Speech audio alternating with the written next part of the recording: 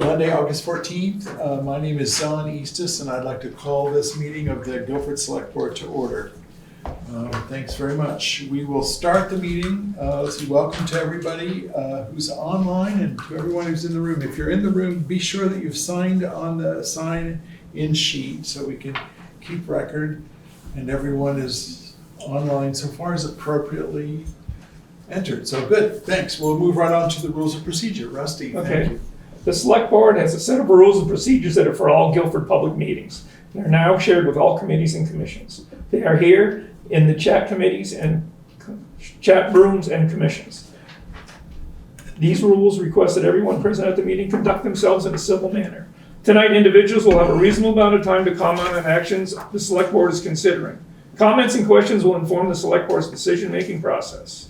Individual comments will be limited to 3 minutes. Comments will be heard, not responded to. There will be no exchange between the Select Board and a commenter. No questions will be responded to. Any questions will be recorded and responded to in a timely fashion. Additionally, here in the room and in the chat online, there is some basic information which includes how to contact Select Board members, how to secure a spot during the community comment portion of the meeting, how to get on the agenda, and how to communicate with the board via mail or email. All right, thank you, Rusty. All right, there's Tara. Oh, great. Hi. Hi. I just want to let everyone know that Michael Becker will not be here tonight, so we won't be looking for him or his voice this evening. All right, Brenda, I think we'll move right ahead to the welcoming of the public. Okay, we have 2 community commenters today. First, we have Pamela Spaulding from Rucka. So Pamela, welcome. Hi. Come forward here. Okay. Chair. Sure. Thanks. Okay. Usually my husband, George Legase, speaks to you, but right now he's on limited contact because he had a stem cell transplant in June. So Bless his that's heart. going well. Ruckup is a 501c organization. They're based in Keene, New Hampshire, but we help vets throughout New England, also Oregon, and there's a vet in Texas who is connected with us. We receive no federal or state funding, so we rely solely on donations, fundraising efforts, and grants.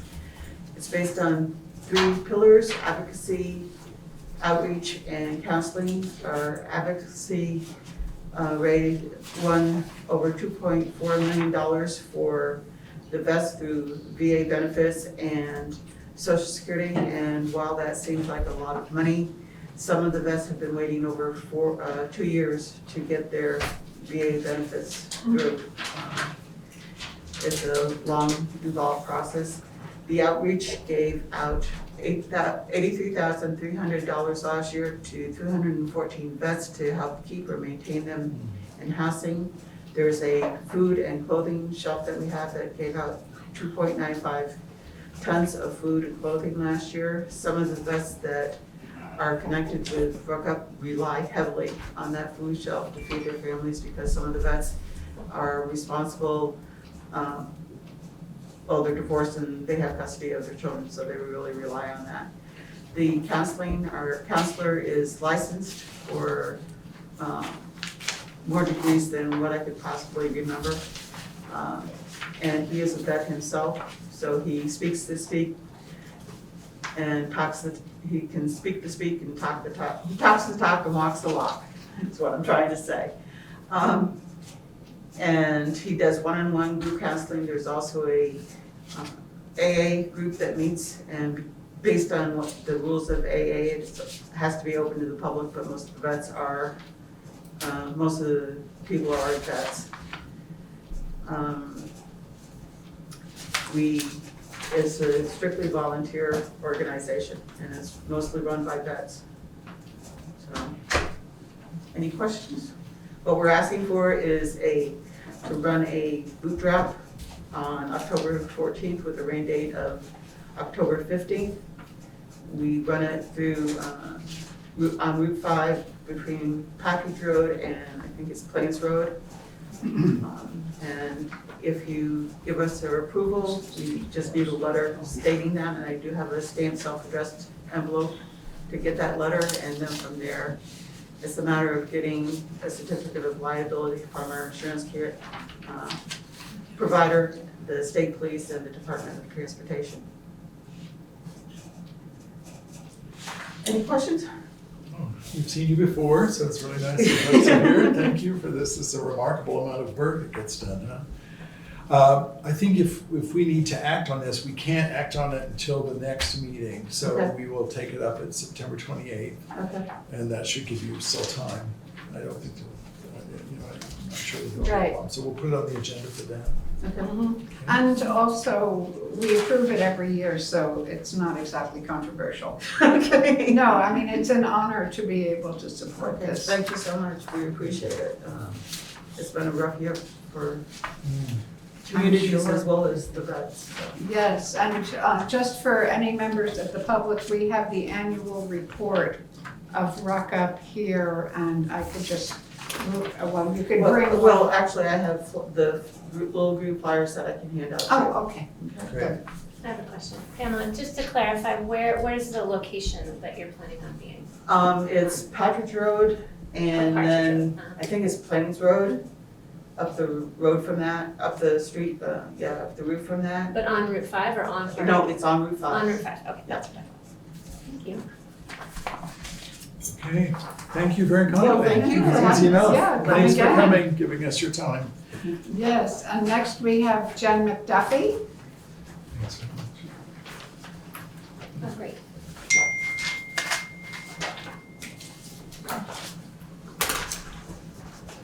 Thanks, Veranda. I'm going to read this to Okay. make sure I stay on track and to make sure it's less than 5 minutes. I've only lived in Guilford for 2 years, and I'm leaving tomorrow morning. I asked to speak because I have something in common with refugees from climate change and other kinds of strife. Despite the flood, they've already started to arrive here in Vermont because Vermont is still in the climate resiliency zone. And what I have in common is that I needed to move here to move the course of my marriage forward, rather than 100% wanted to move here. And so I want to make 3 points from my experience that I think are generalizable to these folks who are refugees, and hopefully help the town be more welcoming towards them. Now, this is my opinion. I just ask you to listen and consider what I have to say, and after that, you're welcome to keep what you think is valid and toss the rest. My purpose is to talk about things you may have never thought of, or just give you a different perspective on it, and thus perhaps be helpful. My first point, I think the area needs some kind of guidance for new folks about what there is to do or get involved in here. Preferably a page added to the town website that could be updated when things change. It would include options for musicians and athletes and gardeners. So for example, under the category music, you might list FOMAG and other organizations with links to their websites. And repeat that for other categories, just something really simple to get people started. I'm suggesting this because I feel like it took an inordinate amount of time for me to find the outlets for my interests, and some of them were relatively far away. I think a guidance page would help others. I've spoken with some folks about this, and one person informed me that they put a listing of town organizations in the town meeting day guide every year. So that would be a place to start, and maybe some group would feel they have the capacity to take this on. So my second point, if that's kind of too heavy a lift, you might consider a welcoming committee and people who might have the personalities that would be sensitive to my next 2 points. And point 2 is I ask folks to understand that people who need rather than 100% want to move, here or anywhere, are in mourning to some degree for the town life activities and people they had to leave behind. Like anyone experiencing grief, they need to talk about their old life, just like a widow or a widower needs to tell stories about the spouse who passed. My experience in Guilford was that no one seemed interested in my past life or how I was managing here. That was disconcerting. So I hope other new people who need to move here might be engaged with and listened to and helped to find a place to fit in. My last point is an extension of my second. To engage with a new person, you have to reach out to them. Now, I know New Englanders, and especially Vermonters, have a reputation for keeping to themselves, but I'm asking you to leave that comfort zone and check in on newcomers. Most of you know that to someone not used to it, and I certainly wasn't, isolation can breed loneliness, which left unintended can become depression. And when I broached this idea to a few folks, I got the response that people should ask for help if they need it. But please consider that new folks don't know who to ask or who to trust. And depression can get severe enough that asking for help is too hard. Everything is too hard. So I encourage you to invite new folks to do things, go places, come to dinner, whatever. You might get new volunteers that way. But the rarity with which any of those things happened for me, even though I did volunteer, is why I'm sitting here, and I'm hoping to make it better for others. Now, as I said, this is just my opinion on my experience, but I hope that what I've said might catalyze thought and perhaps change. And thank you very much for listening. Thank you so much, Jen. Would you be willing to share that document? Yeah, I why can don't you email email it to me, because I think that we should circulate it. Okay, Okay. Thank you. bye all. Jen, I'm gonna thank go you finish for cleaning my house. everything you have done Yes. on the Energy Committee and beyond. Absolutely. Thank you. And we know you have to come back at different intervals, so we'll do better when you get back here. Well, Hal will be coming back. I actually have a full-time job in Oh, you do? Pennsylvania, Okay, so my time will be limited. okay, But Hal will be back. He has to make omelets. yes, okay. Thanks for Safe everything, travels. Erica. Thank Okay, you very bye-bye. much. Bye. All right. That's some interesting thoughts for our community. Well, and it's also just a vigorous discussion that we've never followed through on before. You and I were just talking about that these very points just the other day, so good. All right, let's move on to changes to the agenda order. I don't believe there are any changes in the agenda this evening. So now let's move to approval of the minutes, and that would be for the regular meeting of July 24th. Those have been available to the board, select board, so I would entertain a motion. I so move. Thank you. I'll second. Thank you, trustees. Move to second. Is there any discussion about those minutes? All right, thank you very much. Let's see, we need to, now that we're in this format, we need to take a roll call vote. So Tara?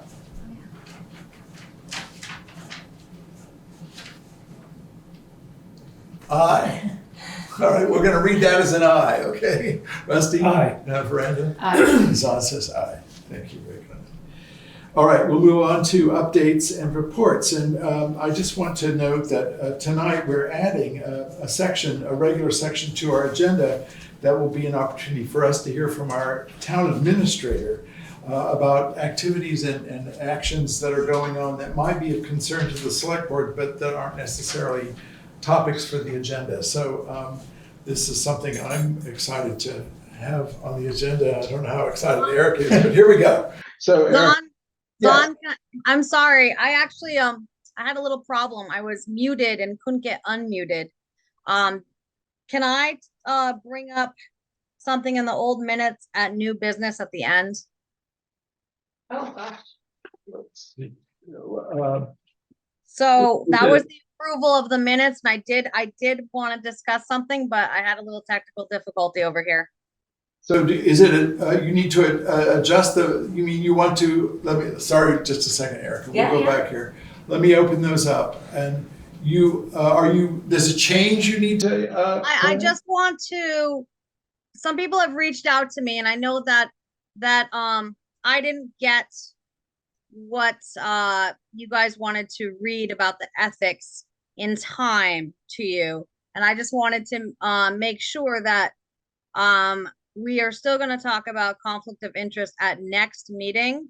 And I think it still could have been on this meeting, but that we're definitely going to put it on next meeting. And there was like 3 items that we had discussed, and we will start there. And I just want to make, okay? So we're starting, yeah, and it's just like we said, we will start at the next meeting with the first topic, and then the second topic, probably at the next meeting, the third topic, the Perfect. third meeting, yeah. I just Okay. wanted to clarify that. That's all for people that are watching. Okay, fine, thank you. Okay, so no change there or anything. All right, now we'll slip back here and go to the town administrator report. Okay, so there might be spoilers in my report. I have to jump in here 1 second, I'm sorry. The person whose phone number or the identification is iPhone 802-380, could you please edit that so that we can see your name, first and last name, so that we can add it to the, thank you, Jody. All right, Jody Hauser. okay. All right, go ahead. Okay, so I do many different things every day that I don't always write down what I've done. So this is an interesting exercise for me as well. So I just have a little list and I'll just go down it. After the last meeting where we set the tax rate, there has been a lot of activity in the town office and tax bills have gone out and we're getting, some questions asked to us on the regular, and I'm trying to add answers to those questions to the website as we get them. So if you have sort of a general question, please ask it of me or somebody in the town office, and we'll try to put it on the website if we can find an answer. So that's been an ongoing thing with the tax bills having just gone out. And we are getting a lot of those bills being paid now, so that's great. So the professional audit is happening right now for the town of Guilford. We have an auditor from Mudgett and I don't remember the Mudgett. We just call it Mudgett. Yeah, it's a lot of names. But so Bonnie is in the town office. She was here today. I expect she'll be here for the next couple of days at least doing her audit. So what that looks like is she's here just combing through things, and Ellie has provided her with a heap of reports. I provided her with a smaller heap, and she's asking each of us, mostly Ellie, throughout the day to clarify things and just to look at things, and that's what Ellie's mostly busy with right now, and just helping Bonnie to do the audit. And it seems to be going very smoothly. It's great. So we feel good that we haven't really messed anything up royally since we started this process.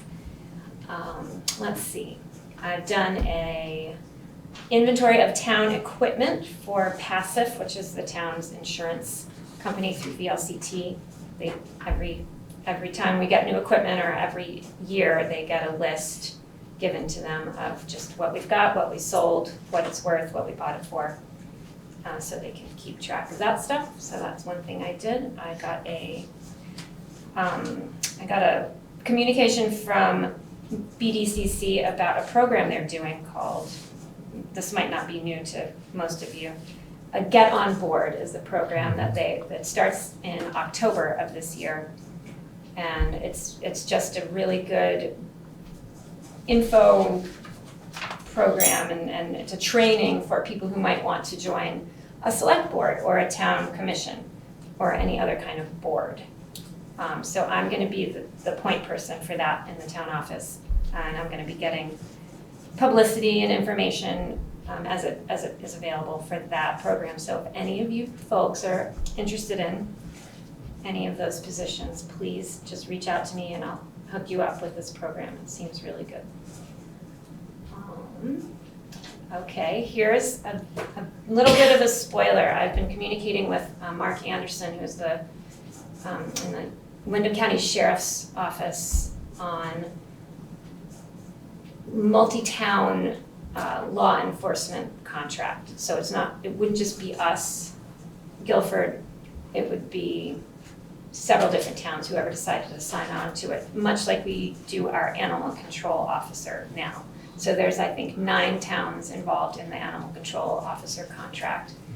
And Mark is looking at doing something for other types of law enforcement too. So that's a conversation that we're in on the ground floor on. So we'll just be learning as we go for that. I renegotiated our Comcast contract. I've been looking into our traffic ordinance, which we'll discuss later in the meeting. I helped Jen McDuffie, who has left already, but she continues to work with the Energy Committee on these grants, and the MERP grant is in its second phase, which is going to be about energy audits for town buildings. So I am helping her compile information about bills and energy usage. I'm working with our IT consultant on security, updating hardware in the town office, making sure our server is healthy and backed up, and that our service plans are up to date. Zahn and I will be working on a townwide communication plan, mostly for the town office staff, but just would be good to get a general guideline of how and when communications need to move through the town office to everybody in town. A timeline for that stuff, and that would make me very happy as a communications person. Next, I think next week or the week after, we're gonna start working on the capital improvement plan.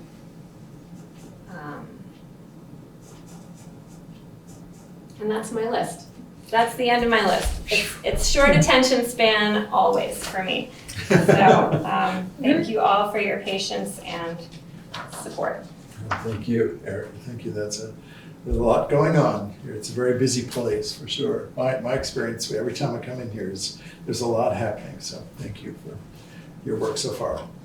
All right, so next we'll turn to the Highway Commissioner, Dan. Good afternoon, people. Today we did our rip wrapping down the Guilford Center Road. We started at 9 o'clock and we were done by 1 o'clock, putting the stone over, put over 100 yards down over the bank. I got guardrail people gonna come in soon, within a week, to get the guardrails up. We'll be doing culverts. We just finished the Hollow Road ditching. We did over 3 miles of ditching down through there, and then we seeded it last week. Now we're on Sweets Pond doing some cleaning of ditches, the stone line ditches. I have a truck that I gotta send to the body place. The main cylinder is leaking and the piston is scored. And at the same time, I'm gonna have the bearings in the rear for the bed chain need to be replaced. And I got another small inner body piston that's leaking. And then I'm gonna have them undercoat it while it's right there. So I'll be shipping that over probably next week, because I have to order the piston. It's one of the main telescoping piston. When you raise it up, it just squirting oil right out the top of it. So, but it's scored and it needs to be done. That's on the 2016 tandem.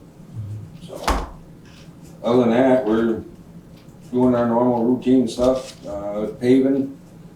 I talked to them a couple weeks ago. Of course, with all this rain and the flooding they've been having, they're behind. So hopefully before Labor Day, they'll come in and we'll get the hollow paved. So other than that, we're doing our regular routine maintenance. All right. And then the other thing is our grader. Yeah. It needs, I'd like to get going on that, get some prices and go through Sourcewell like we did with all the other stuff. So the machines, I talked to there's only 2 machines, John Deere and Cat.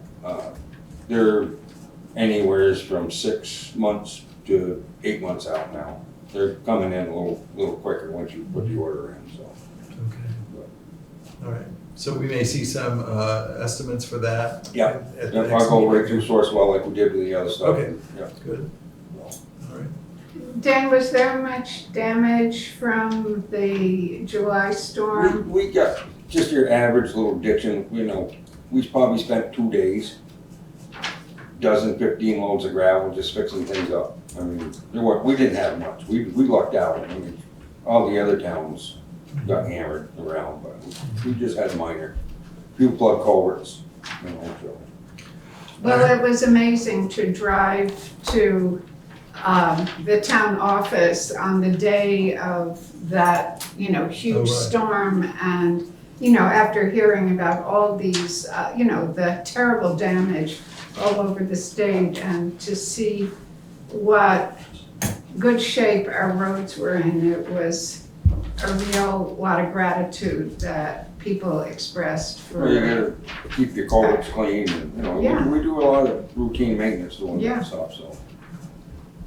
But the month of July, in my rain gauge at my house, I had over almost 15 inches of rain Yeah. in the whole month of July, from different rainstorms. I heard torrential rains tonight, potentially. Down here. Did anybody else hear that? Okay. Well, what else is north? The wind rains, of Right. course. Right. Right. Good. All right, Dan, thank you so much. Thank you for all this, keeping us safe that way. And next on the agenda, we have a report from the Planning Commission. So we have Jeanette here tonight. Thank you for making time to come. Oh, of course, thank you for Bring us up giving me the to opportunity to speak. So just to give you some background, as a reminder, last winter, the Planning Commission received the authorization from the Selectboard to proceed with hiring a strategic planning consultant. And we selected the firm of Du Bois & King, who people may remember from the scoping study. And we really got underway in March.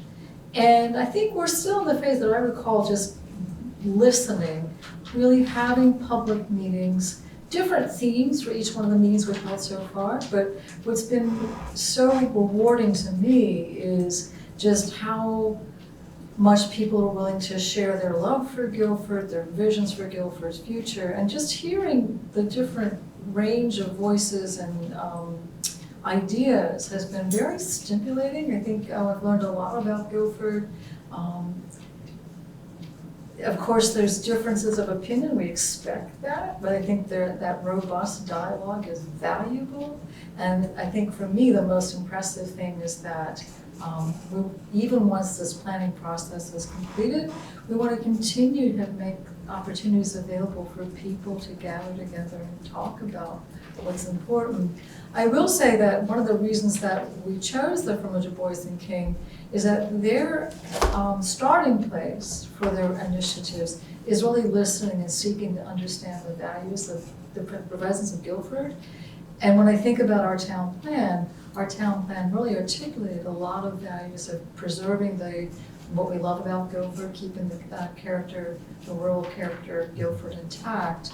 And I think that's always going to be our marching orders for the planning commissions, that we want to be soliciting feedback, understanding what people value, and then thinking, well, how can we as a town shape our future in a way that preserves those values. So I don't have anything concrete to report. There will be later, probably early fall, but we don't know a precise title, but probably a visioning workshop where we take what we've heard and try to put together a possible roadmap for the next 5 or 10 years. So it's ambitious, it's exciting. More to be continued, I think, basically. I do want to report on one interesting thing. We had a business breakfast a couple weeks ago, which was well attended. Kyla was there, and heard lots of great stories about how people came to Guilford, what their businesses are. Heard a lot about the challenges of getting people to work in Guilford because there's no housing for families. So that's a theme that's running through, is trying to find affordable places for families to live. We just don't have any housing stock for families. But what I meant to say was that there was a member of the Vernon Planning Commission who came, who was very excited by what she heard. And we're actually gonna talk later this week about having a joint Vernon and Guilford business, well, first the two planning commissions will speak with the idea of trying to develop kind of a joint business roundtable for the two towns, seeing the ways that we can collaborate, support one another, and hopefully provide some mutual support. So I thought there was an exciting outgrowth of the business breakfast. So, questions? That's a brief overview, but questions? That business breakfast was really a lovely occasion. Wasn't it though? It Yeah. was, I mean, I heard from a lot of people, you know, we just don't know who is out there in Guilford, and in a sense, everybody wants to be known, but we don't have that many dynamics that can just bring people together, especially to talk about things like that. I think that that's one of the things that I've been learning from this process is that people want to be together, they want to share. Part of our job, I think, moving forward is to create those opportunities. A lot of things got mentioned at the business breakfast about things that we could do as a town to help make people aware that businesses are out there. There was a representative from the Brattleboro Development Credit Corporation, and really told us a lot about the resources that they have available. So I hope that we can continue to, I would plan to continue to have business practices and try to look for areas of synergy and people kind of being aware of what's out there in terms of support. So I think it's been a good process so far, and we've heard a lot, and that's been great. Well, one of the things that, I'm not sure if you were here for Jen's community comment about how lonely it was for her to come to Guilford. And years ago, the Planning Commission had a project to create a Guilford handbook. And that would address some of the connection issues that she had spoken of. And it felt to me like, you know, the handbook was a very ambitious project to do, but it might be something that, well, I mean, we need to plan to make people feel welcome who come here. That needs to be part, I feel, of what we're doing, as well as honoring the wisdom and history of the people who have been here for ages and how to help that happen. I don't know whether the Planning Commission wants to, work on that as a group or just figure out how to be part of the conversation of welcoming people.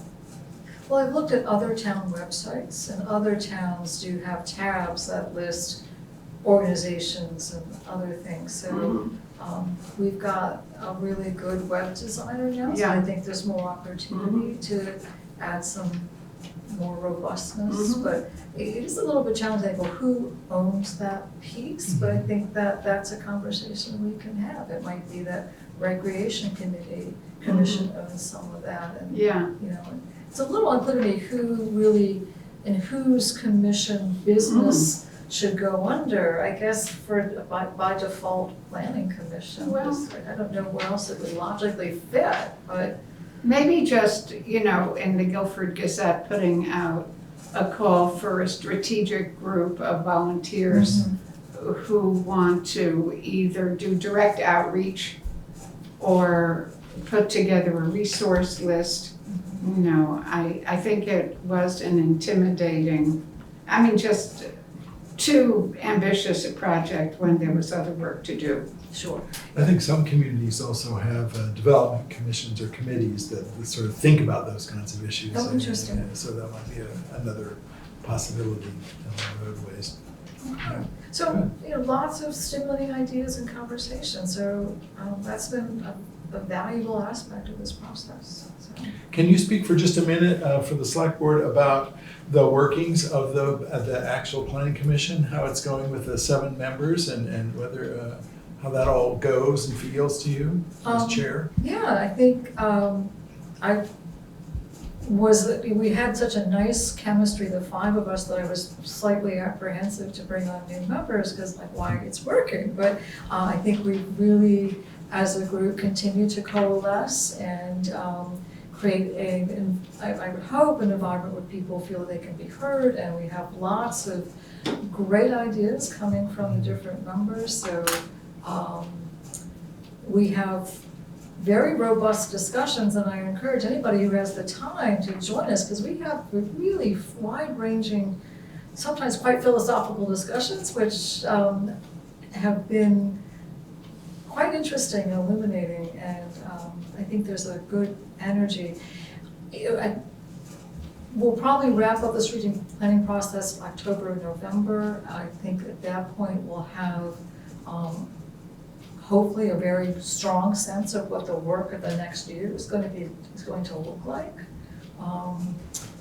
I do feel like we have developed a good working dynamic within the commission that I feel confident that we can move forward with any project we want to tackle. I will say too, one of the things that we've talked about is, you know, the 7 members really can't do everything. So like you say, having ad hoc committees or subcommittees would be ideal, because one of the things we've talked a lot about is promoting the idea of more civic involvement and civic engagement. And not everyone has time to sit on a board or commission, but if we have small, defined projects, it would be wonderful to get more people feeling excited and engaged about making the little projects. So I feel like the future is really kind of exciting for us, because we're doing a lot of work to understand the town better, listen to different voices, be respectful of, you know, different generational issues, and hopefully see a path forward. I will give a little bit, if we have some more events planned with the strategic planning consultant, I will say that one of the things that we're going to do, and this is going to be a little bit upsetting for some people to hear, but we've asked the Wyndham Regional Commission to come give an educational presentation at the end of September on just what the tools are for communities to use when we come about shaping the future of community. We talk about preserving Guilford. People may be aware that we don't really have any tools to make that a reality.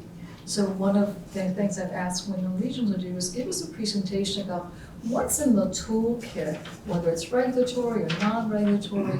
What are some of the ways that we as a town can express our values, in some ways saying, yeah, we want to preserve farmland, we want to preserve open forest land, and you know, how do we as a community bring that to reality? Because right now we don't have a way to really express our values when it comes to the use to land use. So first step is to understand what's available to us. We can from there hopefully have meaningful conversations about kind of what legacy we hope to leave. All right. Anything else? Thank you. Thanks. All right. Thanks, Thank you Jenna. very much. All right, folks, we'll move on to the next portion of the agenda, which is old business. We have the first item is for the select board to look at a request from the Neighborhood Roots Food Collaborative for use of ARPA dollars. And they have made a request, which we have seen before. We appointed Michael and me as a subcommittee to look at that and make a recommendation. So Michael and I have spoken again. There had to be a little bit of work to understand the situation and get some of how they plan to go forward with the specific project they're asking for. There was some legal work that needed to be done. So they now have set up a lease of the physical space that they hope to do some improving on. And they have a lease with the owner. So Michael and I would recommend that we support Neighborhood Roots per their request. And I think, I can't really remember right now, I think it's $20,000. Is that correct? I should be better prepared, I'm sorry. No, What is it? it's 40,000. Isn't it? You're right. Wait, let me just check here. 40,500, I think. It's 40,005. Thank you, Tara, for seeing that. All right, yeah, I had the wrong thing. So yes, Michael and I would support that. Yeah, there's so many numbers in my head at this point. Thank you, Tara. So. Oh, you're welcome. Yeah. So I will make a motion that the select board would approve this use of ARPA dollars. And for us to discuss it, I would need to have a second on the floor, on the table. I will second it. All right, thank you, Brenda. All right, is there any discussion here at the table? And that would include you, Tara? I do see that they included a conflict of interest policy. Mm-hmm. And that they were going to have people agree to it. Anyone that's in their committee, are they having people sign it? I think it says that they're gonna have people sign it, that they agree to the policy. Is that correct? What I understand from that is that there would be one person on the board that would sign both the lease and the conflict of interest policy, just to make sure that there's no confusion. That's what I had understood, but maybe I. Trying to find where they included it. Yeah. All right, well, I think that we need to talk about that a little bit further. This is not this is a conflict of interest statement, Tara, just to be Yeah. really clear, that's about the issue, that particular issue. It's not a conflict of interest statement that's in line, that's meant to be in line with the town's conflict of interest statement. It's a conflict of interest statement about the actual, who owns the property and who, to make sure that there's no conflict there. Okay, it's the Neighborhood Roots Food Collective Conflict of Interest Policy.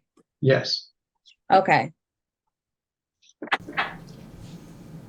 And they, the way it works, the owner of the land is a private citizen in town who is also a member of the board of the Neighborhood Roots. So there needs to be this conflict of interest statement here to make sure that there's openness and comfort and understanding. The Neighborhood Roots board functions by consensus. So it's, and they have all, in my understanding, what I was told is that they have all been, the board has agreed to this conflict of interest, to the lease itself, and then to this conflict of interest statement. And it's all been done with legal advice. Mhm. Yeah. Okay. This is their lawyer produced this conflict of interest statement. It's not they didn't build it themselves. Okay, okay, yeah. all right. Is there any other question or comment here at the board? Just what did they plan to do with this money? It's according to their project, they want to upgrade the road. Let me just get in here, find the right thing here. Here it is. Yes, they need to do road improvements and backfill an old foundation, and then also would include a frost-free hydrant. So the road is currently, which is owned fully by the owner, but that in order for it to be functional for Neighborhood Roots, needs to be upgraded. And it's a property that's right, just so we know where it is, it's right behind the school. So it actually butts up to the soccer field of the school. So their hope is to be able to use it in relationship to the school. I mean, the proposal that we had in our folder explains both what Neighborhood Roots does and what their request is for.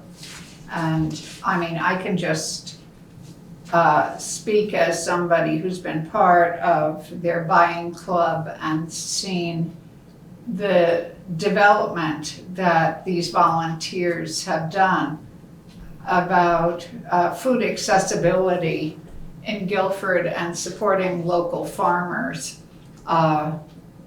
It's a very interdependent organization of some pretty tireless volunteers.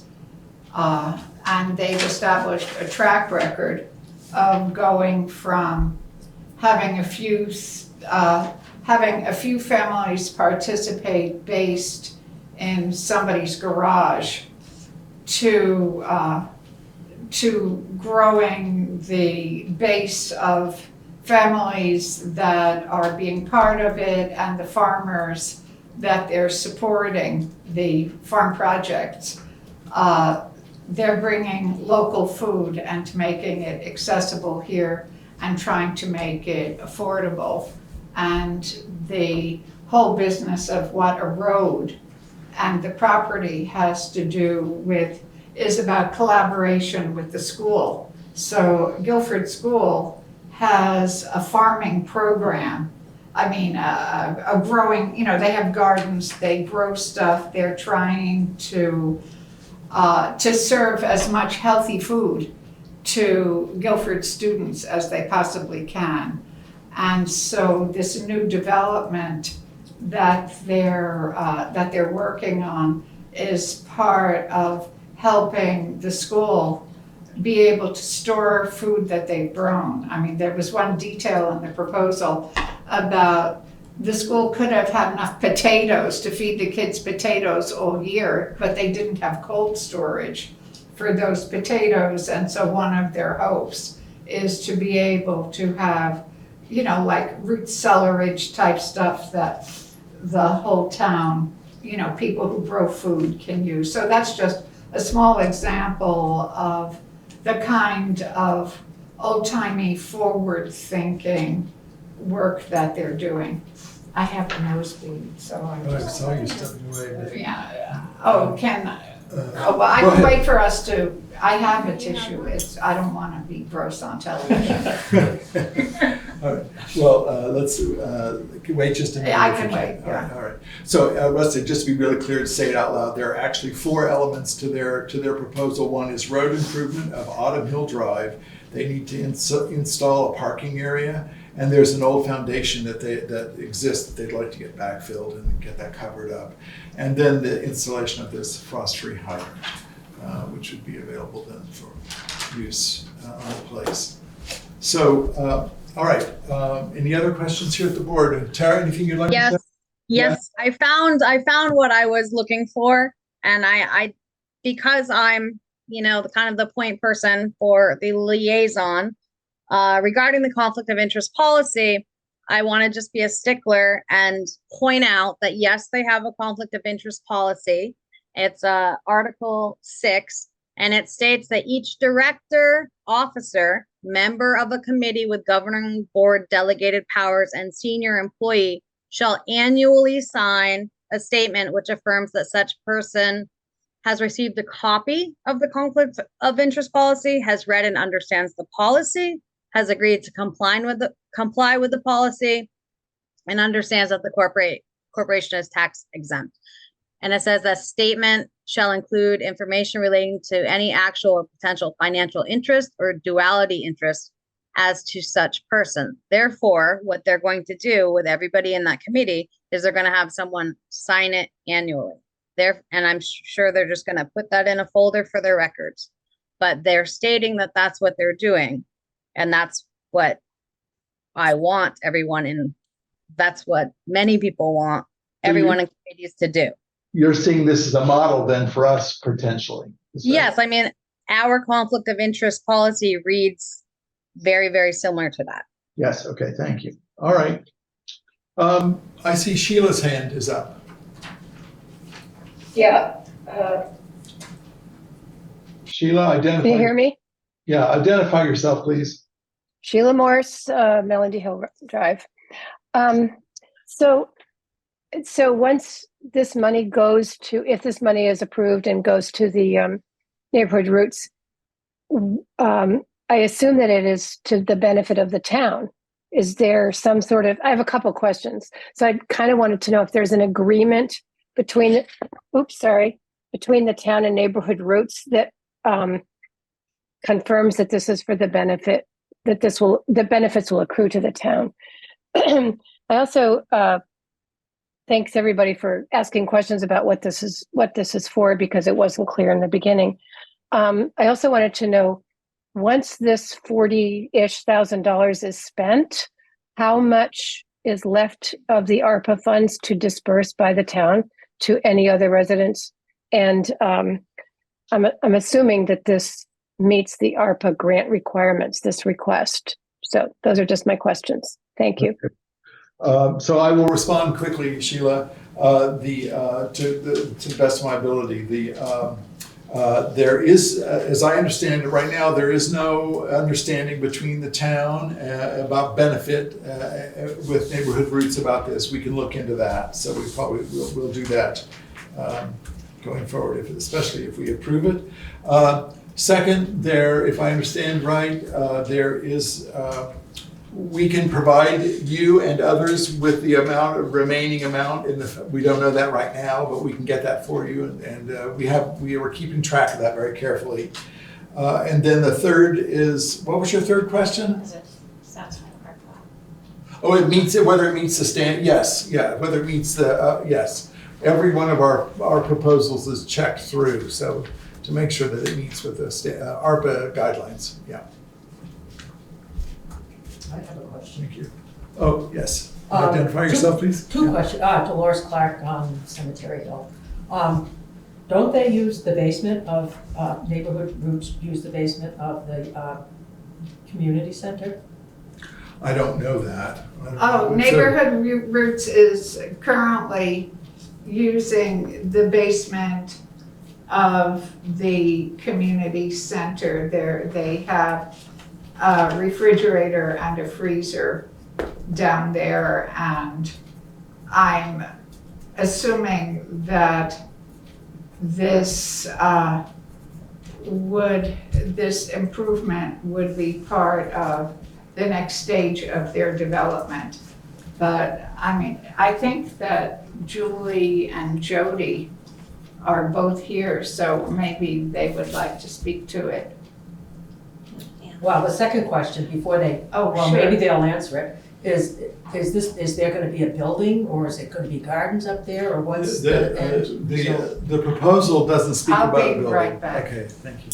Sorry. The proposal doesn't speak about a building or anything like that, so I don't know what their future plans are, but this part of the Shouldn't that plan. be part of, like, if you approve a road to somewhere, shouldn't that also be like, could that you're be. approving Yeah. a road to where? That's a lot of money. And if it's something that's gonna be, I'm just thinking that you should really know the whole project before you say, okay, we'll build a road to it. Well, it's true that I can say that when they first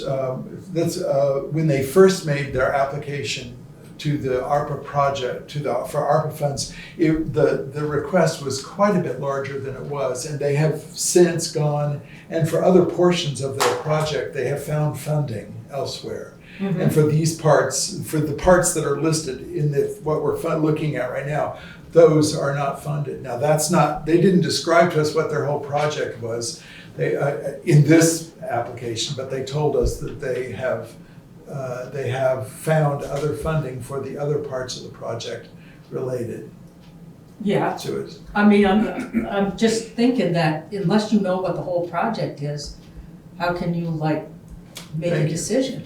All right, thank you. And I'm not saying that the project shouldn't happen, I'm just saying that it would be nice to know where this $40,000 is actually leading up to. Yeah. Okay.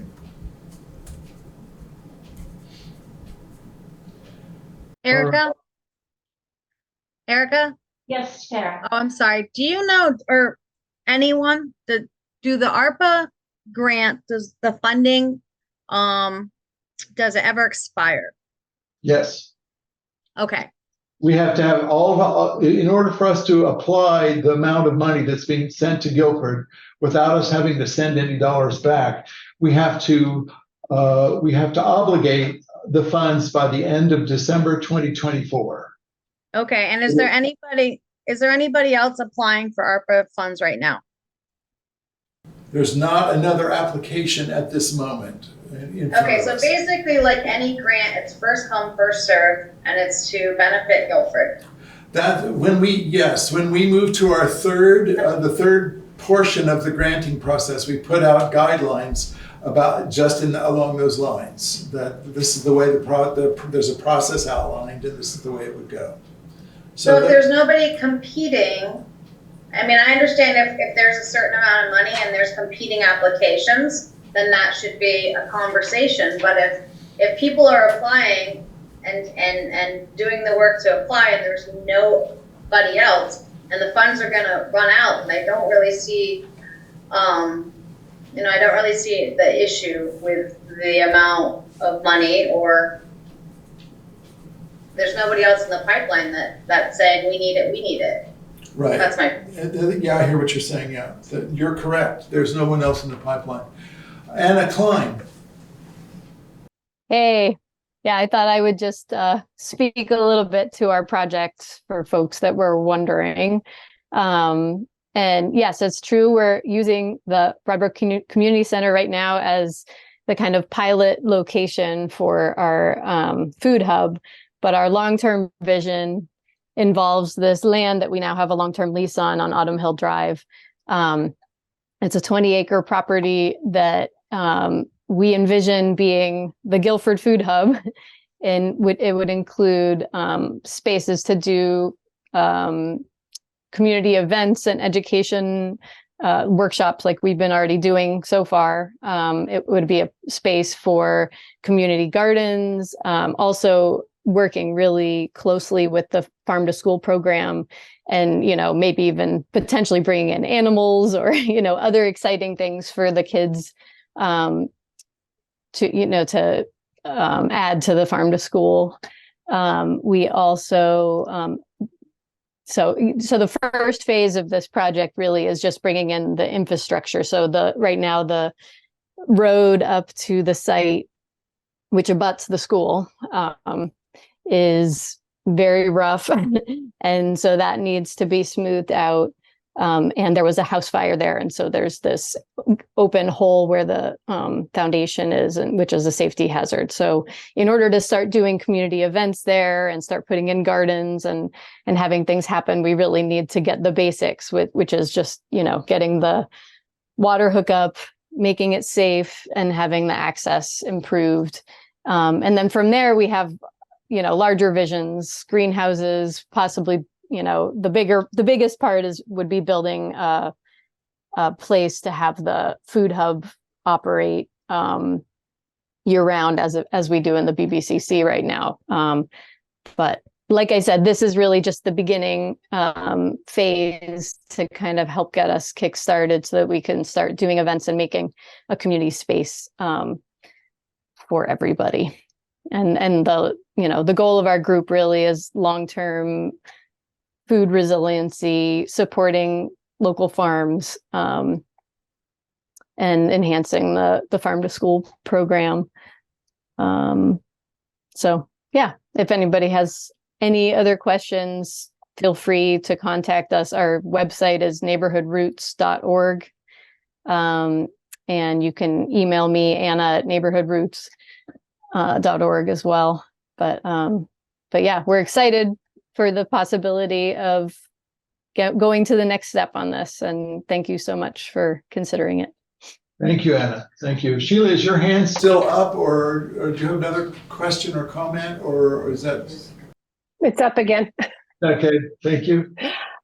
Just to Tara's comment about the funding ARPA grants, the town does not have to just wait for people to apply for ARPA funding. The select board could decide that something is appropriate for funding. The planning commission could apply for funds. The recreation commission. It's for the benefit of the town, not so that there could be bodies within the town that would come up with other projects. I just wanted to make that clear. Right. Thank you. All right. Hi, Just a quick identify question. yourself. Kyle Parker, Route 5. I just had a quick question. How long is the lease for? And second part to that lease question is basically the person who's privately leasing it to the nonprofit organization of Neighborhood Roots. Once that lease is up, aren't they benefiting on their property? Does that make sense?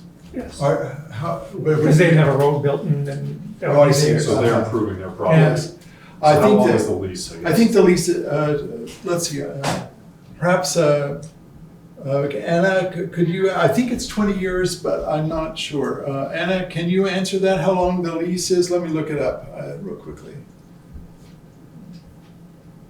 See if I can find that. So you might know this faster than me. Thank you. Okay, 20, I can answer that. Is that, oh, Julie, okay, Julie Beat. Hi, I'm Julie Beat, Bluebird Drive. I'm also with Neighborhood Roots. So it is it's a 5-year lease, but it is written in that, if everything is met, if the lease money is paid, which is $1 a year, then it will automatically renew. And we, really it's only 5 years, but it's set up to just to keep going, and we can extend it longer. I think the thought was keeping it shorter just at first, as things were getting started. Yeah, that's what it is. all right, One more technical question. yes. Of somebody on the board, is the foundation not usable for something later down the line instead of filling it in? It's a question. You want to answer that? Oh, I can. Yeah, there was a house fire there, so it is a house foundation. The walls are crumbling in. We could not have kids on the property. It is not safe. Liability issues. Yep. Yeah. All right, good questions, good discussion.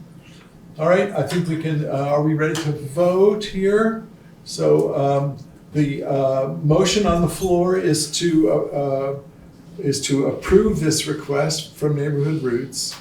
It's been moved and seconded, so I will take a roll call vote now, starting with Tara. Aye. All right, Rusty? They abut my property, so I will abstain. Oh, really? Yes. Really? Okay, aye. And Zahn says aye. All right, so that is approved then. Thank you by a quorum. Can I say one thing when we're talking about ARPA? Uh-huh. And Tara said nobody else is applying. We have, and the select board can make suggestions of it. We have the meeting house down there, and I'm gonna keep saying it, that needs, and it's a town thing that's in town, it's a historic building. Why money isn't being put towards that and the Historical Society, which I is a think, historical building. I'll just, I won't, there might go money there, I'm not sure yet. I just want to let you know that that building is also part of the capital improvement plan. And so it's part of the plan that we'll be looking at very soon as far as what improvements could be made there. And The Historical The Society, Historical but not the Society, meeting not the house. meeting house, right? Not the meeting house, I see, Yeah, okay. Yeah. but I have advised the Historical Society that they could apply. And I have also And I have advised them. also. Yeah, okay, so we're all on the same track there. Yeah, Good. but as far as what Tara says, it's like, well, we might as well give it away if nobody else is in the pipeline. We have another year. Yeah, and we have, there's still some money left. I won't even guess at the number right now, but, so let's all talk together, because I think it's, it's recognized as an important asset to our community. Mm-hmm. Yeah, I mean, I'm sorry.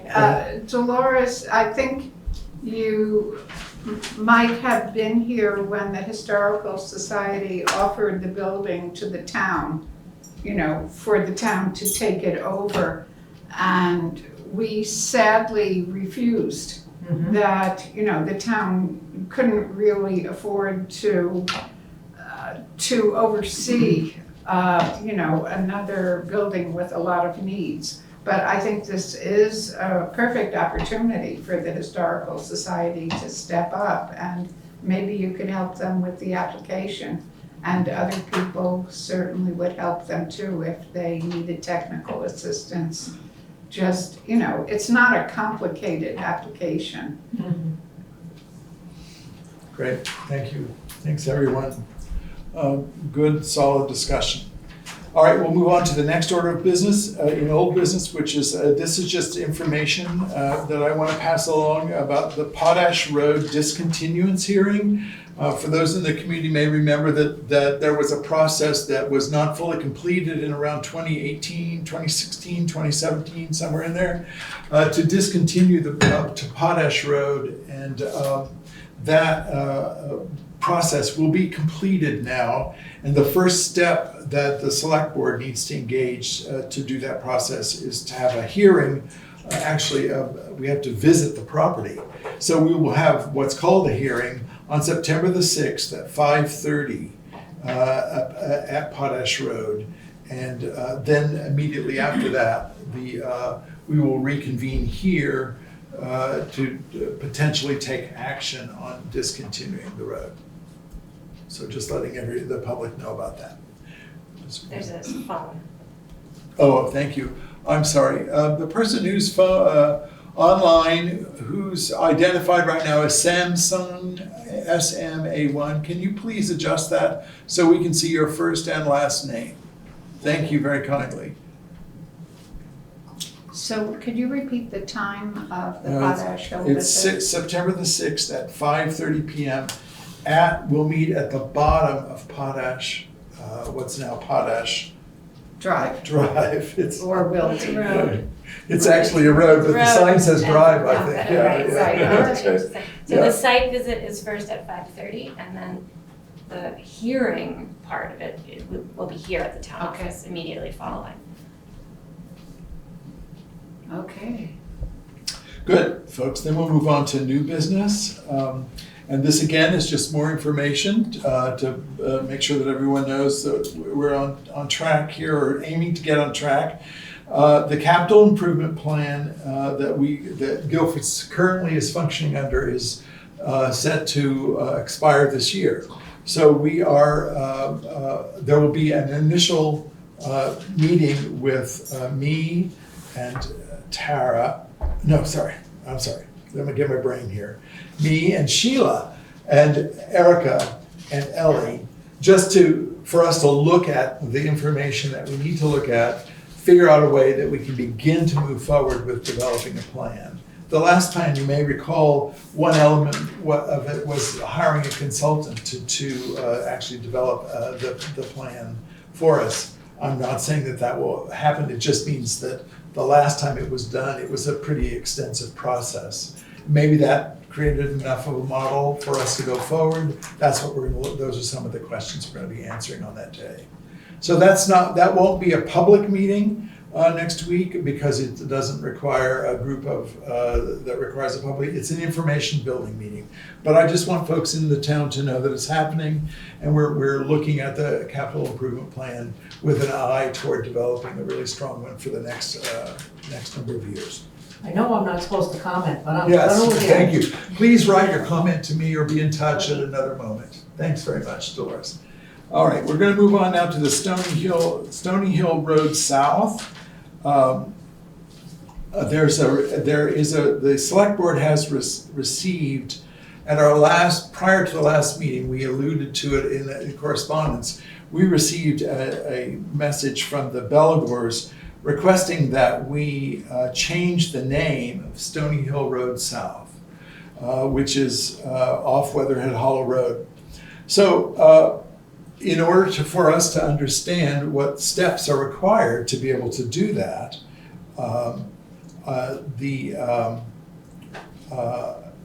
Erica did some research, and then we did a little bit further research, and we determined that there are actually three options for that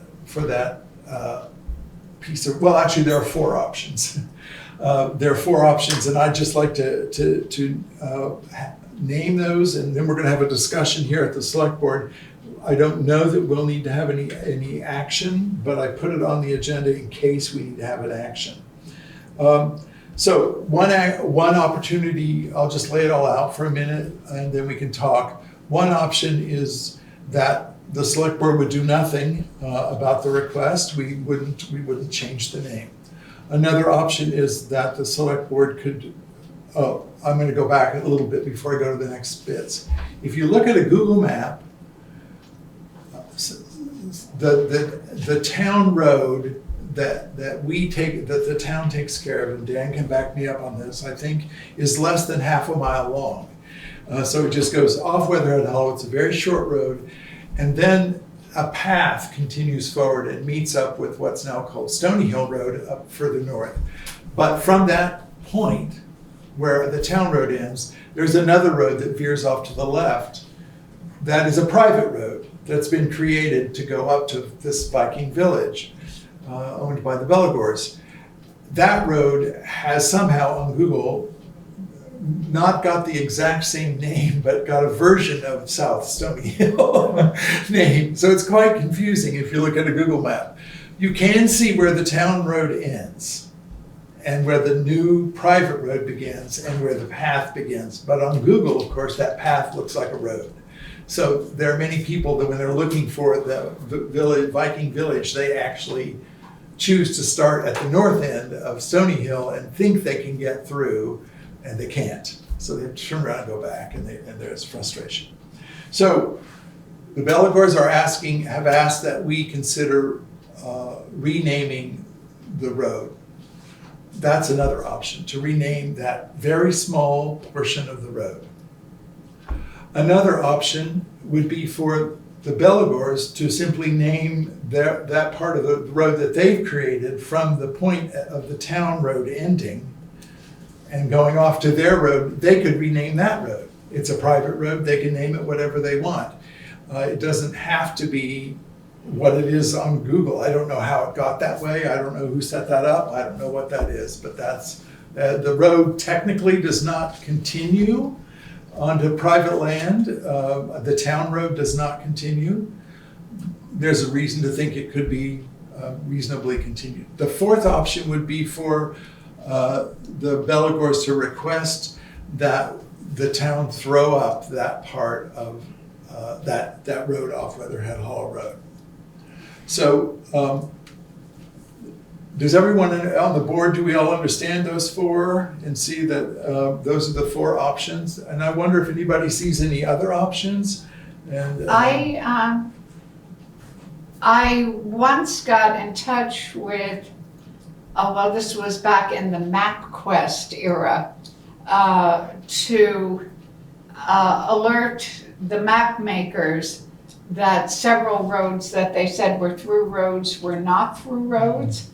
And I wasn't technically able to do this, but I think that there is a way for someone to petition to correct a Google map.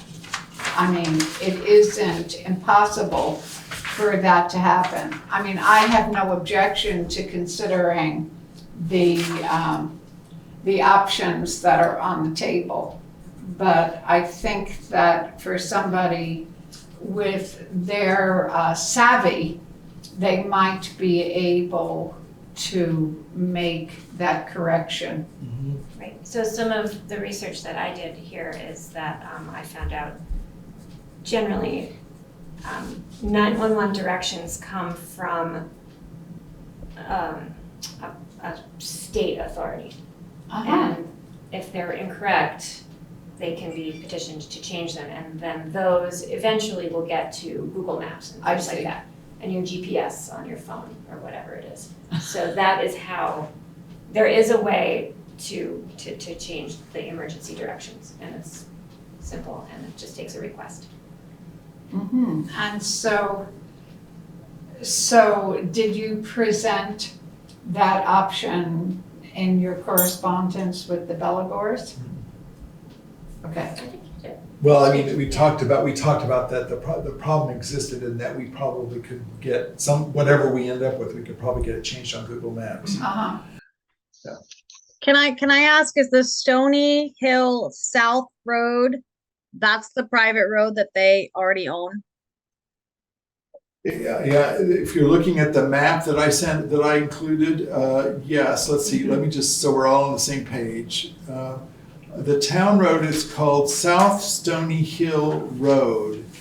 The private road is called Stoney Hill Road South. Subtle, but it's different. Can you see the difference? I'm not actually looking at the map, so. Okay, It's hard for me to pull up a bunch of stuff right now, but so the South Stoney Hill Road is what they're requesting. They want to change that to Viking Way.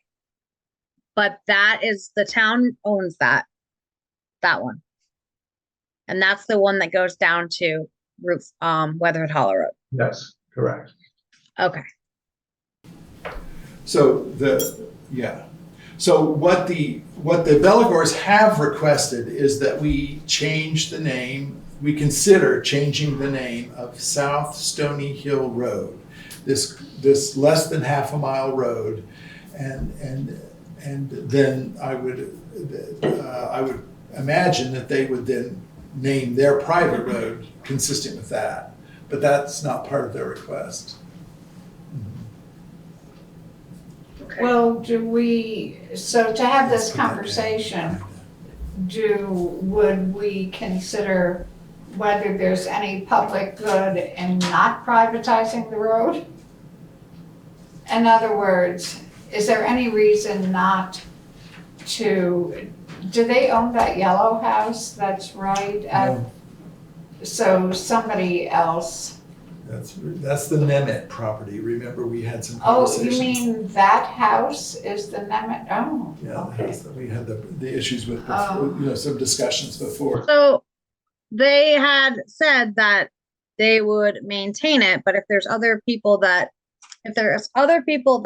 are on that road, and then they're saying that they're gonna maintain it, that could become an issue, because what if it isn't maintained? I'm not saying they won't, but that's can become an issue. Absolutely. That the people on the road would have with us. Right. And one more thing, do they technically own the other road?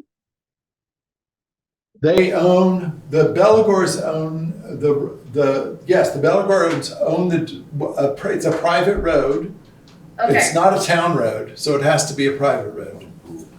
That goes from, is that correct, Dan? Yeah, it's an unapproved road. I mean, It's not a town road. It's not a town road, right?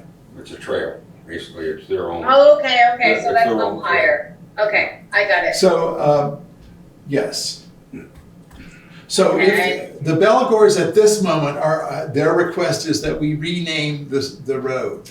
I know that I contacted them to just let them know what we discovered as the options, just so they would know what the options are. And they have not, they've let me know that their preferred option would be that they would make a request to throw the road up. That would be their preferred option. And in order to do so, Tara, of course, there would need to be hearings, and the owners of the property right there would have voice. Right, Would be part of that process. okay. Why wouldn't they just change the name or name the road that they own and wait until everything else is settled, and if they wanted to change, because then it would be private, right? If they got their way. If they let's see, yeah, they could name. If I understand you correctly, they could name their private road anytime, whatever they like. Right. Yeah. All right. And then we could go forward with their next request, whatever that would be. Yeah. Yeah. Which would separate the pieces of the road for the 911 calls. Correct. Which technically they are now, because the roads are very subtly differently named. So, but it's not. It's probably It's probably But not. but the issue was that emergency medical personnel went to the wrong end Right, to try to get there, which would, cause a big problem. right. It's also that the one thing about renaming the road, the way that they would select their name might not be the same name that the select board would want to, if we were going to rename the road, we might want to rename the road a different name. Right. Well, my thing was, is this the one that's in contention of them getting back, privatizing themselves, this part of it? No. No, okay. No. Okay. No. I misunderstood. That's the line about Potash Rd, yeah. Yeah, I mean, another just sidebar to this is that Stoney is spelled in two different ways. Yes. I noticed that when driving up the other Stoney Hill Road, that it was spelled differently, which I'm sure just amplifies the confusion. Yes, it's very confusing. So right now, this road has 3 different ways of identifying itself, all within about a half a mile here. And it is 3 separate, technically it's 3 separate roads. But so the question, so the point of this discussion is not necessarily to make a decision. It's just to see if everyone understands what the options are facing us, and and then I can speak with the Belligors again and see if they're free to make whatever requests they want to the select board, and then we would begin our process to respond. However we like. The only reason the only thing that we might, I don't think we're that kind of a select board, but we might want to determine right now that we don't want to deal with any of it. But I don't think that's the case. So if everyone's comfortable, I don't think we need to take an action this evening, all right? And Steve, I'm sorry, but we're running it a little bit differently. When there's when there's nothing on the table, no motion, we don't include a community conversation that way. So please write me, okay? Thanks very much. Yeah. All right, thanks very much, folks. Now we're going to move on to a rather large conversation as well that will have a couple of pieces of action. But I want to just have a discussion here because of things that are happening here in town. And I want the select board to have an opportunity to just lay some things out on the table about public safety. So let's move on to the public safety portion of this discussion. And the way, what prompted this particular item on the agenda is that there are 3 issues that have come upon Guilford. Some have been longer standing, and some are more recent. And I think we just need to be up to speed on what we are all hearing. And I'm not proposing any kind of action to deal with any one of them. But I think we should do some thinking about what some actions might be.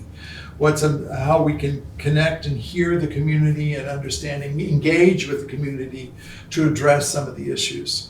And I know there are very strong feelings about some of these, and people have very clear ideas about what we need to do right now. And that's good too. But we need to, I think, just take it all in. So the 3 issues that I'm aware of right now that have struck us of late, or that we've been hearing about, are speeding issues in town. That's come up for the last couple of months. It's been a longer issue, but we've been hearing about it in the last couple of months. Speeding issues on some of the roads. We have a little report about some actions we're taking there. We can talk about that in a minute. The other one is this rash of break-ins into people's automobiles and perhaps houses in the neighborhoods. So that's a definite issue. And the other one is the throwing of trash, strewing of trash along the roads. That's happened now, 2 or 3 times here that I'm aware of in town. And I wanted to just lay out my ideas or my thoughts. They're not really even ideas, but my thoughts here are that these are very real issues that I think the community would want us to be paying attention to, and doing our best to bring forward the best ideas to be able to handle some of these issues. I will say that I don't think Guilford is the only community in which these things are happening. So the same issues are facing other communities as well. It strikes me that perhaps the best thing we could do, at least as far as gathering information, because some people have called me and perhaps some people have spoken with each of you on the select board. We see there's talk on a Facebook page, for instance. So we know there's concern in the community, but we don't actually know what's going on. We don't know the extent of it. We know the topics, but we don't know the extent. And it occurs to me, Eric and I talked about the idea of perhaps developing some way on our website in which people could anonymously just provide data for us so that we could begin, when we go talk to someone about it, we could have some information rather than just so many anecdotes or so many fears or concerns that people have, which are very real. I don't mean to downplay those at all, but I think we would do well to gather some data. That's something that occurred to me. Another idea would be for us to have a public hearing and just talk about these issues as a community, but I think we probably I have a pretty strong feeling of what a hearing like that would go like, and we would get we would hear a lot of information. I'm not sure that we're ready to be able to start solving issues at a meeting like that. So it might be frustrating for people to feel like they were talking to the select board and we're not there to do anything as much as just to hear. So perhaps the best way to do that is to get this data out from folks via our website. But I would love to hear other thoughts and other ideas from other board members about the issues that are in the community, or ways that we can begin to approach it as a community. I think that the quickest way to collect data is to have a public hearing. And then, I mean, it's right there. You get information, and with already premising that we're working on these things, we need, the whole reason for the meeting is to hear from the community, and then we're going to work on it. I think collecting random data is a lot of extra work, in my opinion. Okay, I hear what you're saying. One thought that I hear that, and we looked into what's required to set up a very quick hearing like that. We know the steps statute-wise that need to be taken, so we could do that if we thought that was an important way to go. One of the things we did think is that meetings tend to be attended by a certain number of people and not everyone, and so providing a way in which more people could respond on the website is something we were thinking about. One of the considerations. But, yeah. With all the neighborhood cameras, I wonder if there was a place where we could go if you've got any video of the break-ins or the trash, yes, to send it in, and we could look that over. That's great. So that might be another thing, an activity that could happen at this data collection point, for instance. Yeah. All right. When we had garbage strewing on the Packer Corners Road, we just picked it all up, and then we had a kind of, 5 different households just talked about what should we do. And because we found hypodermic needles in with the trash, we called the state police, and they suggested that people call them in a more timely way, just for their own data collection. Not that they could come out to every place and investigate immediately, but if there's a pattern, then the sooner they know about it, the better it would be. So there might already be data collection service spots that are available at the state that we don't know about, and maybe they, rather than us developing something, that maybe there's something that exists that they could then sort in a way that would give us a clear enough picture about what's going on in Guilford.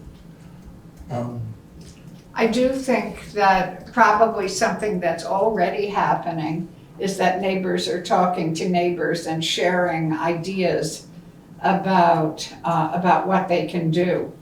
I mean, both common sense things and more sophisticated strategies like, cameras. Technologies and things like But that. neighbors, talking to neighbors, I think is always valuable. Anything else? Tara, you're muted, sorry. How about now? Yeah. Yep. Okay, Erica, can you just talk again about, you've had some conversation with Mark Anderson, and that would be a town-wide contract that you're looking into, because I think that, I've stated it before, if we could do any type of policing, I think that would be wonderful. Right, well, we have contracted with Wyndham County Sheriff's Office in the past to provide certain hours of patrol per month. And it's, I think the Sheriff's Office position is that the more you can spend, the more fruitful it will be for you.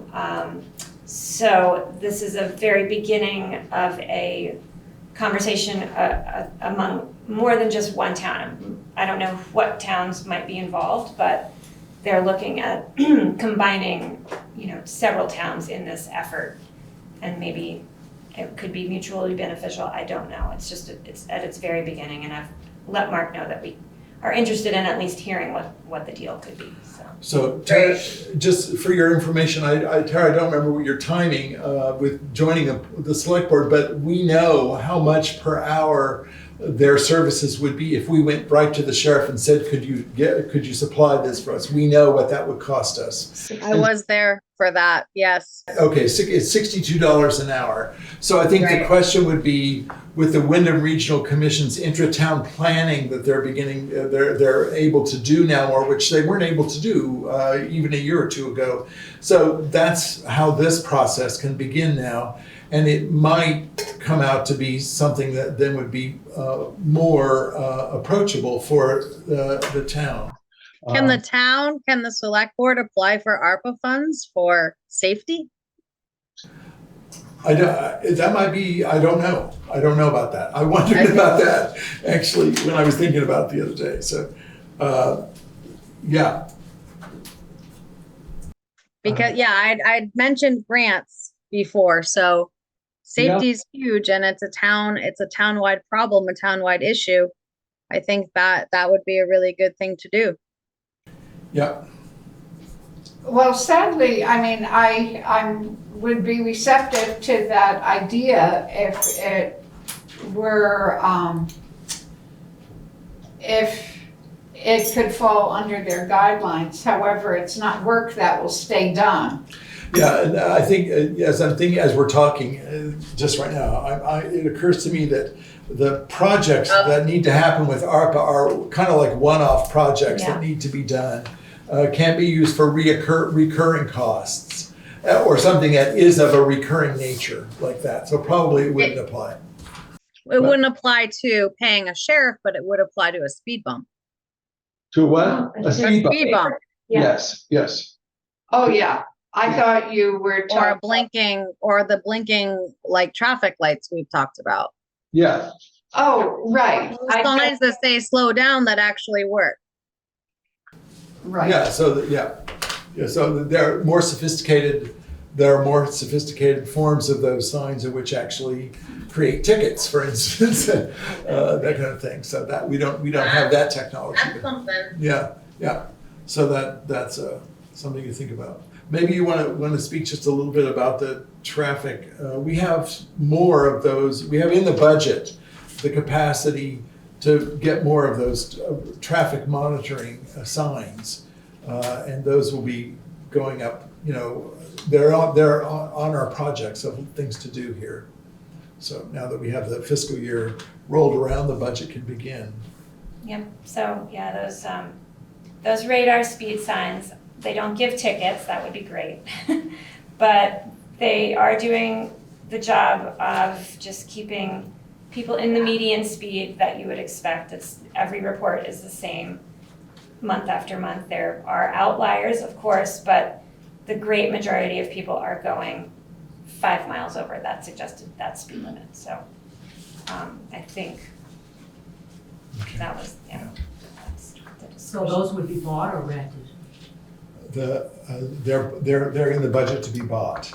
Yeah, and then we purchase the software. No, we purchase the software as well that reads the signs. Right. We purchase a contract. The signs are purchased service. and the satellite service that gives us all the data is something that we pay a regular As a contracted fee. subscription for. Yeah. Yep.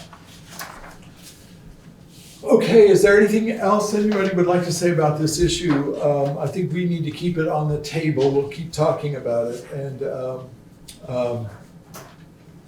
But we do want to invite people to share the experiences specifically about,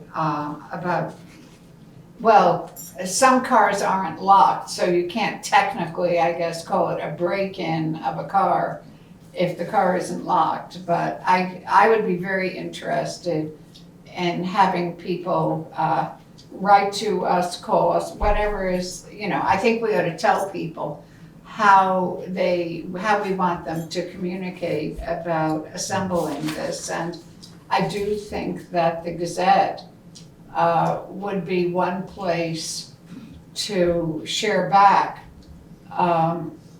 some of this information once we have it. Okay, so, well, let's stay on top of it. I would just suggest that anybody in town that wants to speak to us and let us know about issues that are affecting your household or issues that are affecting your safety in the town, we're hearing those, and we please do write or connect with us in some way, and we will look at the possibility. No promises right now. We'll look at the possibility to do some more research about potential ways to gather data that might be useful for us going down the road. Okay, thank you for that. We do need to then move on to the two actions. One is, and I'm going to turn this part of the meeting over to Erica, the VTrans curve project. Right, so this follows very nicely with what we were just talking about. I got a very welcome and unexpected communication from VTrans about a week ago. It appears that the former town administrator, Peter Rd, had basically done the whole process of applying for, it's not exactly a grant, but it's a free service that VTrans initiated in 2018. And it was agreed upon in 2019, and then everything stopped and nothing happened until last week. So I got this communication from VTrans about all these wonderful new signs that they're going to just give the town. Most of them are replacement signs for things that aren't up to snuff size-wise or reflectivity-wise. Some of them are new, and I've been speaking to the people at VTrans that are in charge of this project. It's called the Curves Project, and it's a statewide initiative. So VTrans engineers came down here to Guilford and inspected all of Guilford's roads, and they made these recommendations. And this is the result of that. So, and it turns out, I did a little bit more research because I saw one of the new signs they wanted to bring was a 25-mile-an-hour speed limit sign for basically School Road all the way down to Cemetery Hill on Guilford Center Road. And I said, wait, that doesn't sound right. That's not in our traffic ordinance. And so I looked through old Selectboard minutes, and lo and behold, on Monday, August 12th, 2019, the Selectboard voted to reduce the speed limit from the town garage on Guilford Center Road to Cemetery Hill Road to 25 miles an hour. So, Wow. Yay, we're getting those signs, finally. And some more safety signs on various roads. Weatherhead Hollow Road will get some good look out, there's a curve signs. No changes to the speed limit otherwise, though. So there's some warning signs for stop signs coming up, curve signs, stuff like that. But overall, it seems like it's really good. And some new pedestrian signs for Guilford Center Village. So the first thing for us to do here at the Select Board will be to just approve all these changes. They were in the folder. I hope you all had a chance to look at them. And here's the easy visuals that I can pass around. Am I understanding correctly, though, that I thought I understood this was already approved in that at a prior meeting by a prior Select Board? Yes, these are the results of it. Yeah, these are the results of a safety audit. So we are ratifying yes. Yes, we're doing that because VTrans has asked us to just say, do you want to still do all this? I know it was a long time ago, so they've asked us to. They'll come in and install all that stuff. Yep. Bring their own crews in. Yep. And put all the new signs up. Okay, so I think the first thing to do would be I will make a motion that we ratify this project, the Vermont Curves project, as applies to Guilford, which has already been prior approved by a Select Board in 2019, I think it was.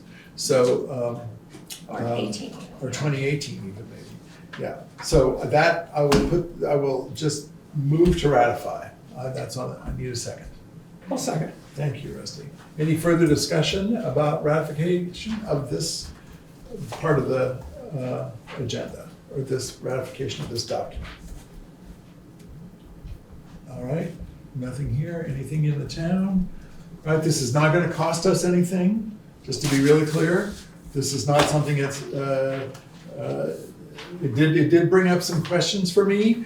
I hope that the Select Board in the nearest future can look at the speed limits in the town of Guilford and consider, personally, I hope we can consider changing some of them in town as one step toward adjusting some of the traffic flow in the town. But that's not related to this exactly. So, all right, I'll take a roll call to ratify this document. Tara? Aye. Thank you. Rusty? Aye. Miranda? Aye. And Zon says aye. All right, then, still going with Erica?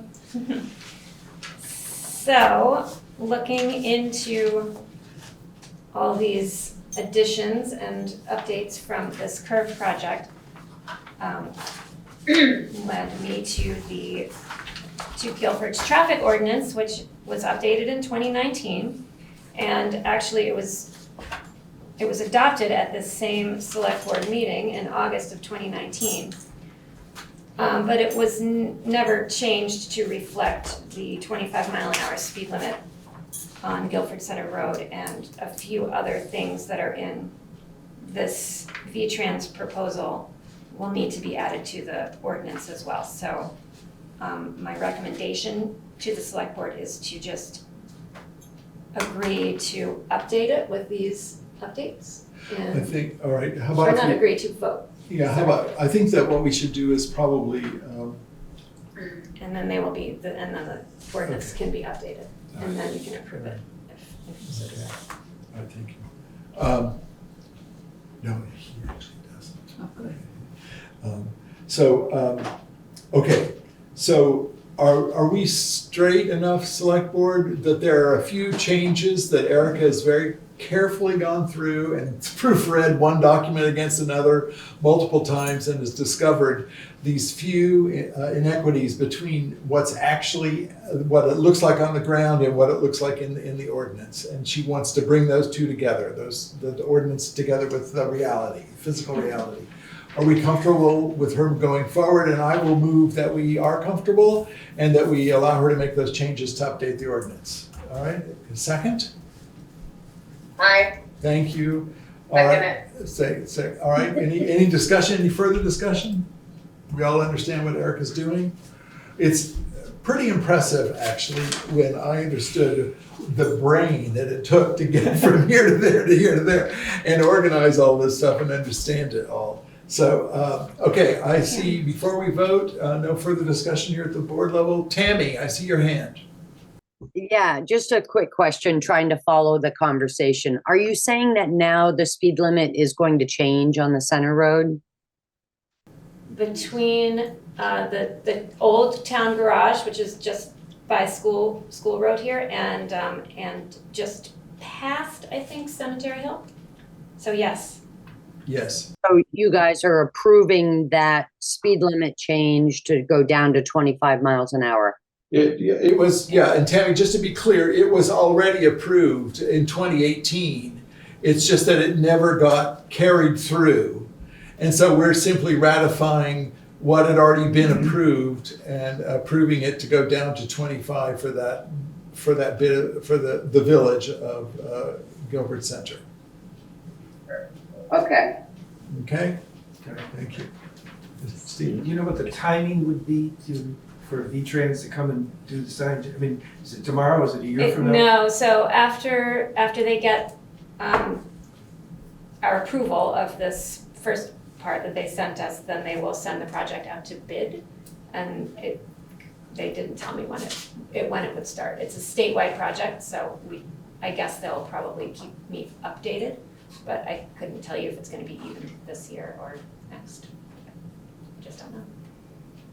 I'm just gonna make one other comment. I sort of remember this discussion from way back when, and I thought the select board wanted to change it to 25, but I thought the state or somebody said you can't go down that low for that section. I'm only misremembering it probably, but I thought there was a discussion about how low can you go before you can no longer reduce it. Right. Well, I think, yes, and that's a question that's not related specifically to this, but it's in my mind as well, because we probably all know that much of Brattleboro is 25 miles an hour. The speed limit in Brattleboro is 25 miles an hour. So if this was approved in 2018 and the Transportation Agency of Transportation is looking at the sign and sent it to us, I think we have to trust them to tell us if our motion of 2018 was incorrect. I think that makes sense. Yeah. Okay, so we still have to vote on this, correct? All right. Any further discussion? Tammy? No, sorry, Tara. It says Tammy right under your name. Tara. Aye. Thank you very much. Rusty? Aye. Brenda? Aye. Zahn says aye. Okay. And thank you, Erica, for, Yes, this is a remarkable amount of work that's been done. Okay, so now we move on to the warrants. Tara, did you want to do the warrants? Yeah, I've got them pulled up. Okay. So, let's see. One thing that went on, or do I make a motion to approve the warrants as written? Yeah, and after it's seconded, then you can give your Okay. explanation. Okay. So I make that motion to approve the warrants as written. I'll second it. Why you have to go through You have to it. read through them. I'll get it sometime. I write it down, but then my notes are like in 3 different places. Okay, so I make the motion to accept payroll week 7/30/23 for $8,158.75. Payroll week 8/6 of 2023 for $8,652.38. Payroll week 8/13/2023 for $7,448.42. There's an expense warrant number 2403 for $58,596.92. There's an expense warrant number 2403V for $1,334.50, and an expense warrant number 2403A for $254.61, for a total of $84,445.58. One thing. Okay. Tara, yeah, then I'll second it. now you wait a second and then we second it. Okay. Brenda seconded it, and then I ask if there's any discussion, and now you tell us about it. All right, yes, thank you. We're all good, it's all fine. So one thing that we did spend quite a bit of money on was gravel, which makes complete sense with all of this rain and rebuilding and fixing roads. We did spend $16,884 on gravel. Everything else is pretty much normal in the general operating fund, the highway fund, reappraisal, the ARPA strategic planning, and then there was $1,500 for the Bullock Scholarship Fund. Thank you. All right, is there any further discussion at the board level? Thank you for that, Tara. Yeah. You're welcome. All right, and now let's vote. So Tara, will you vote aye? All right, Rusty? Aye. Veranda? Aye. And Zahn says aye, so that passes. Thank you very kindly. There's no other business this evening that I'm aware of. Actually, I want to talk about some other business. Is that okay? Real quick? No? Sorry, that has to be put into New business. Yeah, it has to be put in changes to the agenda order. And the reason for that, Tara, is we have to be able to warn everything that's in a public meeting. We have to warn every bit of discussion so that the public has an opportunity to do their own research on it and not be hearing things for the first time. It's part of statute. So, and the other thing about other business is that is reserved by statute for issues that are have an urgent aspect to them. If the topic that you're wanting to talk about can wait till the next meeting, then let's get it on the agenda. All right? Okay. All right. So, all right. So I don't believe there's any more correspondence. There's no correspondence this evening. And now the next bit, I'm going to read through the actions from the previous meeting. Bear with me. We agreed to delete a duplicate item from the agenda. We approved minutes of July 10th, 23 meeting. We approved a BBC request for ARPA dollars. We set the fiscal year 2024 tax rate. We approved a date for a Guilford Fire Department auxiliary boot drop, which is different than the one that we heard this evening. We approved warrants, and we approved an amendment to the personnel policy. Those are the actions we took in the previous meeting. In this meeting, the actions we took were we approved the minutes, we approved the neighborhood roots request for ARPA dollars. And we had two actions in the public safety part of the meeting in which we ratified the Vermont VTrans curves project, and that we also authorized Erica to update our traffic ordinance to bring it in line with physical reality. And then we also approved the warrants that were submitted to us. All right, actions to be taken. I will just list here once again that we're still on the docket, and I'm aware of the actions, Tara, that we plan to have at the next meeting are the first topic related to conflict of interest at the next meeting. Then we'll go down the road like that, just so everyone knows. All right, is there any other? I don't think there's any other business that can come before this select board, so I would entertain a motion to adjourn. I move to adjourn. Thank you, Rusty. Is there a second? I second it. Thank you, Veranda. Is there any discussion about that?